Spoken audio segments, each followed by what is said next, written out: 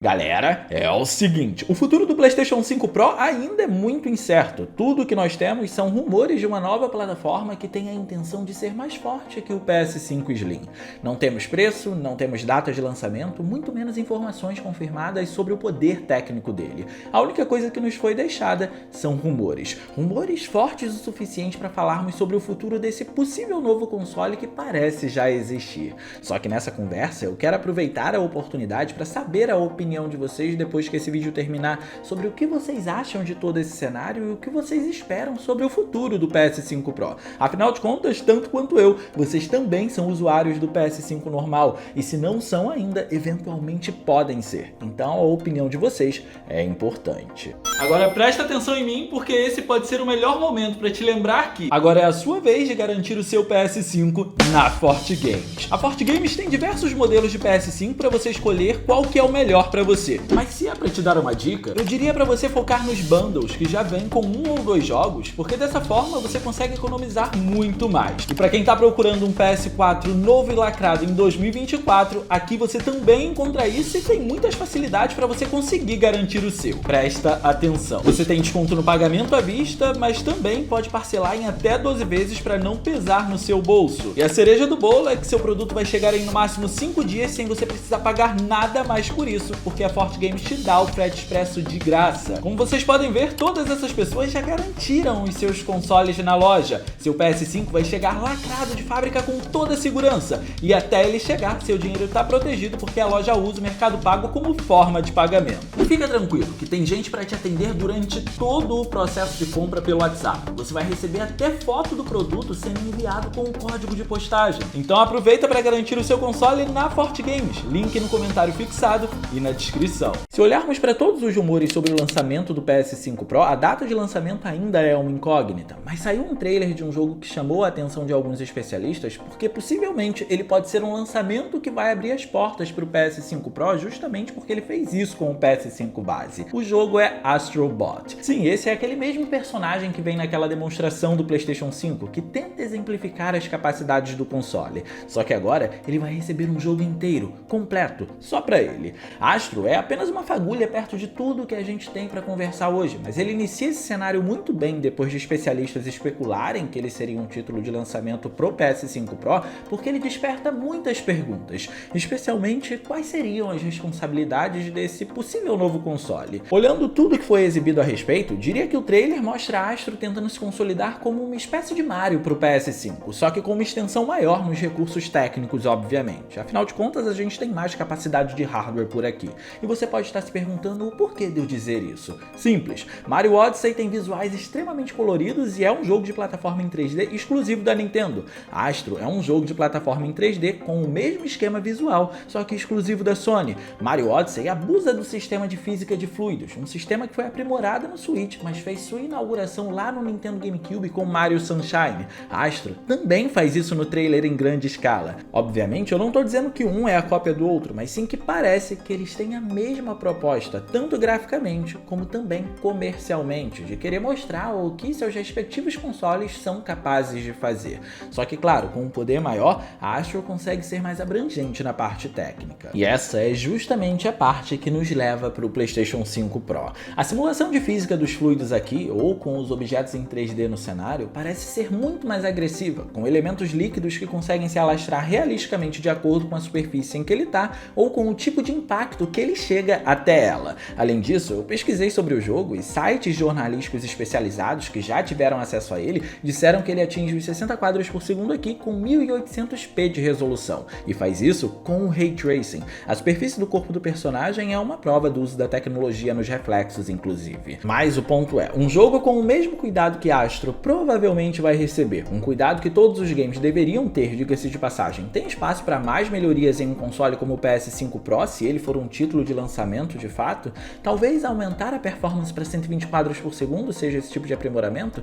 Seria isso o suficiente para justificar a compra de um novo console, quando na verdade temos o PS5 normal que não foi explorado o suficiente em larga escala? Ok, mas antes da gente continuar, deixa eu fazer um adendo bem rapidinho aqui com vocês, porque parece que falando de toda essa parte de especificações técnicas e tentando associar esse jogo com o que o PlayStation 5 Pro possivelmente vai poder ou não fazer, soa como se ele não tivesse qualquer tipo de importância importância ou relevância para a biblioteca de jogos que a Sony está construindo, quando na verdade, hoje em dia especialmente, ele é um título muito importante e eu vou explicar o porquê.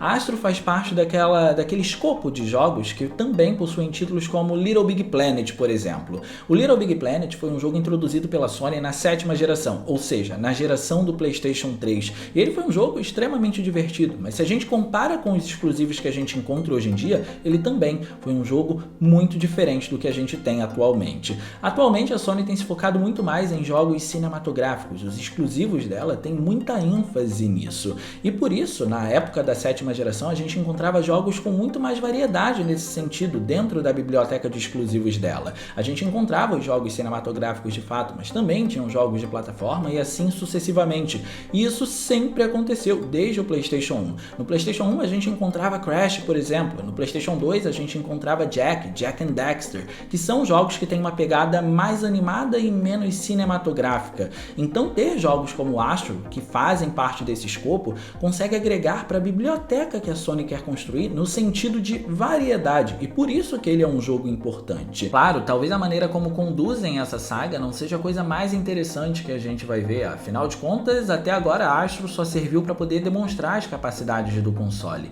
mas ainda assim, se conseguirem transformar o jogo numa premissa que originalmente era para poder demonstrar as capacidades do console em um jogo de aventura de fato, a gente pode ter uma nova franquia de exclusivos aí que é bastante interessante, assim como Little Big Planet também foi. Mas acho que até pelo fato deles terem se esforçado tanto para o jogo ficar conhecido como uma demonstração do que o PlayStation 5 consegue fazer, isso pode prejudicar o próximo título, independentemente do que ele vai mostrar pra gente, por conta de algo que eu vou comentar agora. Se esse realmente for um jogo de lançamento para o PS5 Pro para poder mostrar as funcionalidades dele, outra coisa que me incomoda é que agora esse vai ser um título pago e não uma demonstração que exemplifica o uso do console.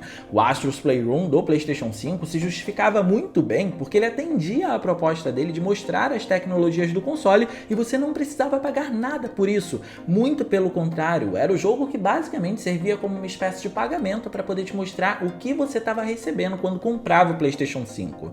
Mas agora, será que vale a pena ver isso acontecer de novo, só que dessa vez tendo que pagar por algo assim? Tá, mas deixa eu falar uma coisa aqui com vocês. Pode parecer um pouco absurdo falar de Astro's Playroom como se ele fosse a melhor demonstração do PlayStation 5, mas a grande realidade é que até hoje não existiu nenhum jogo que conseguisse mostrar tão bem as funcionalidades do DualSense como ele conseguiu. O DualSense só foi explorado no PlayStation 5 ao máximo porque Astro's Playroom usa todos os recursos dele sem a menor exceção. Ele usa os gatilhos adaptáveis, ele usa o microfone, ele usa a vibração, enfim, ele usa cada um desses recursos muito bem, coisa que os outros jogos da Sony deveriam fazer, mas não fazem por alguns motivos que eu acredito que são bem específicos. Um desses motivos, por exemplo, é o fato da bateria do controle ser muito ruim. Se você joga um jogo como Astro's Playroom, que depende de todos os recursos do DualSense, seu controle não vai durar mais do que 2 horas na bateria, e isso é um pouco complicado quando a gente pensa que a Sony tem outros jogos que demandam muito mais tempo do jogador, principalmente aqueles jogos cinematográficos que conseguem te abraçar no mundo deles. Um outro ponto que a gente precisa lembrar que pode ou não ter sido um motivo para ela não investir tanto no uso desse controle até agora é o fato de que durante um bom tempo ela começou a lançar jogos cross-gen.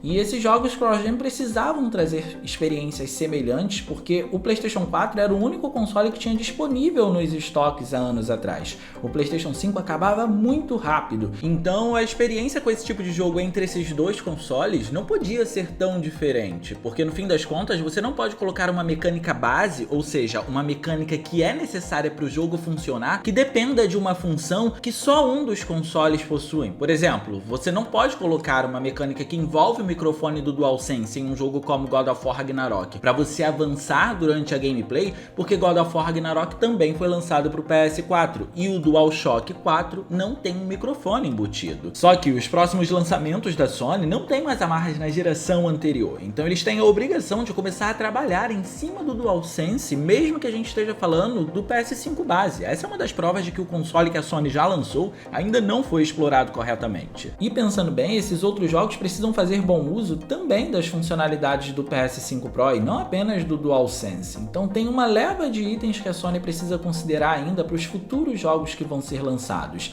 E deixando um pouco Astros de lado, a gente precisa se focar nesses outros títulos agora. No nosso meio de títulos que estão prestes a serem lançados, um que com toda certeza ajudaria a vender o PS5 Pro seria o GTA 6, por exemplo. A gente ainda não viu muita coisa do título, a não ser, é claro, que o padrão gráfico tá alto e que ele vai ser um jogo de mundo aberto. Mas se julgarmos como a Rockstar já tratou os outros títulos dela, é possível que esse demande do PS5 comum 30 quadros por segundo, e diferente de Astro, isso poderia ser um motivo para justificar a compra de um PS5 Pro caso ele consiga oferecer 60 quadros por segundo no jogo. Ou seja, lançar o console com GTA 6 seria muito inteligente. Lembrando que esse ainda é um cenário de muita especulação, o meu questionamento diante disso é: todos os jogos vão ter o padrão alto que GTA 6 está prometendo ter ao mesmo tempo em que acontece em um mundo aberto para justificar uma possível necessidade de um PS5 Pro? O problema de GTA 6 justificar a compra do PS5 Pro, e acreditem, com o marketing certo, ele pode ser capaz de fazer isso com uma certa facilidade, é que isso pode dar uma carreira para o console aprimorado e criar margem para qualquer desenvolvedora começar a mascarar os resultados dos seus jogos no PS5 base apenas para dizer que implementou algum recurso extra no PS5 Pro, entende? Eu vou ser mais claro. Imagina que uma desenvolvedora lançou um jogo com gráficos abaixo da média no PS5 base, mas como vai existir o PS5 Pro, ela promete que esses aprimoramentos vão estar presentes na versão aprimorada do console com a desculpa de que o console base não aguentou rodar. E esse é um cenário muito complicado por inúmeros motivos. No primeiro caso, a gente vê Astro, que parece não abrir muito espaço para o PS5 Pro acrescentar melhorias o suficiente que justifiquem a existência do console. No segundo caso, temos os jogos que podem mascarar o poder do PS5 base apenas para conseguir justificar os resultados no PS5 Pro, funcionando como uma espécie de estratégia mercadológica para vender o console. No terceiro caso, temos as novas tecnologias de escalonamento de resolução, como é o caso do FSR, que poderiam ajudar o PS5 base nesses jogos mais pesados a alcançar uma resolução interessante com mais performance ou a manter dois modos gráficos para a escolha do jogador, o modo fidelidade voltado para a resolução e o modo performance para mais taxas de quadros por segundo. E só então, no quarto caso, a gente encontra algo que pode talvez superar os limites do console demandando um hardware mais forte. Se vocês repararem, a gente demorou cerca de 1 minuto para elaborar 4 casos em específico, onde 90% deles não favorecem a chegada do PS5 Pro. E você pode me perguntar, mas e quanto aos jogos mais pesados, como possivelmente GTA 6 vai ser? Não é interessante para esse tipo de jogo rodar num PS5 Pro? Vou te responder isso trazendo um jogo que eu quero muito jogar, mas que eu não acho que ele vai conseguir surpreender tanto quanto o original surpreendeu na época, e nem por isso a gente recebeu um console aprimorado para poder rodar ele há anos atrás. E existe um motivo para esse tipo de coisa acontecer. Esse é o Metal Gear Solid Delta, o remake de Metal Gear Solid 3. Metal Gear Solid Delta vai usar a Unreal Engine 5 e, sem sombra de dúvidas, já mostrou que vai ser um jogo extremamente bonito. Mas o fato dele ser um jogo extremamente bonito não quer dizer que ele fuja do padrão visual que consoles como o PlayStation 5 base originalmente prometeram, ainda mais quando a gente lembra do uso da Unreal 5 por aqui.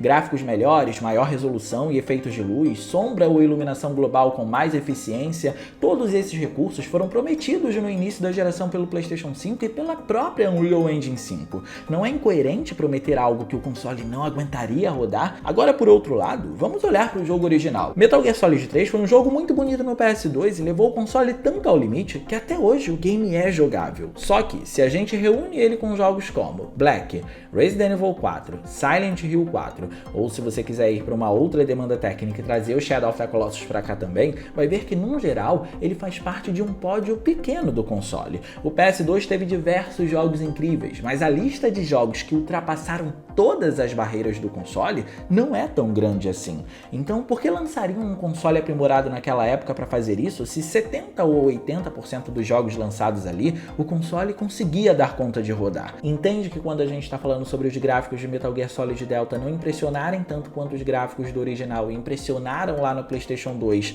não necessariamente isso quer dizer que ele tenha gráficos ruins, isso quer dizer que os gráficos foram feitos para o console. O console se adequa àquele tipo visual. Esse é o ponto. Hoje em dia, a moda de termos consoles aprimorados só pegou porque a indústria dos PCs começou a popularizar a substituição de hardwares como sinônimo de mais qualidade, fazendo com que um mercado em volta disso se criasse também no mundo dos consoles. Mas se a cultura continuasse sendo a mesma na terra dos consoles, como era no PlayStation 2, pode ter certeza que os desenvolvedores continuariam dando um jeito para fazer seus jogos rodarem nos consoles base sem o maior problema. Mas a minha maior crítica quanto a tudo isso é que, enquanto antes a responsabilidade de impressionar com visuais era inteiramente dos desenvolvedores, hoje em dia parece que isso está sendo jogado para o consumidor. É como dizer que você só vai ter melhores gráficos se você comprar um hardware superior, algo que sempre aconteceu nos PCs. Dito isso, até existe um jogo ou outro que talvez seja interessante de ver em um PS5 Pro de fato pela demanda específica que ele vai oferecer para o hardware do console,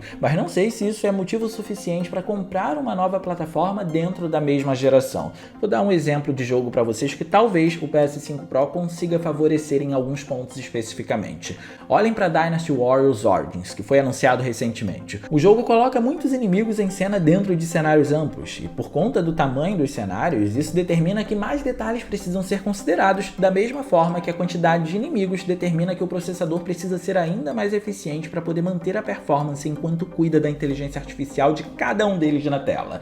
E para esse tipo de jogo, 60 quadros por segundo é fundamental. Não é um jogo que vai exigir pouco do console, pelo menos não se ele for feito com bastante qualidade. E digo isso porque joguei os originais na 7ª geração. Eles realmente demandavam muito do hardware da época. Então, em casos como esses especificamente, eu me pergunto até onde o PS5 base iria para dar conta dos 60 FPS, entende? Esse tipo de caso é interessante pra gente ver. Mas no geral, se os estúdios se concentrarem majoritariamente em trazer para os seus jogos um padrão tão bom quanto o que vimos em jogos como Cyberpunk e Phantom Liberty, claro, depois de todas as correções, obviamente, eu não acho que existam motivos o suficiente para a existência de um PS5 Pro. E se ele for existir, precisam haver muitas vantagens para poder comprá-lo sem depreciar o que o PS5 base prometeu fazer e o que ele ainda vai fazer. Mas com base nos próximos lançamentos, você acha que o PS5 Pro vai ser necessário diante de tudo o que nós vamos receber? Aliás, você pretende migrar para o PS5 Pro caso ele realmente surja? Deixa aí no campo dos comentários que eu quero saber o que você pensa desse cenário todo. E no mais, eu vou ficando por aqui. Eu espero muito que vocês tenham gostado desse vídeo. Se vocês gostaram, não se esqueçam de clicar no gostei, porque isso ajuda pra caramba. De quebra você faz a boa ação do dia e se inscreve no canal ativando o sininho das notificações para não perder os vídeos que a gente postar por aqui. Minhas redes sociais vão estar aparecendo por aí, se vocês quiserem trocar uma ideia, sou todo ouvidos. Era isso, um grande abraço e a gente vai se ver na próxima.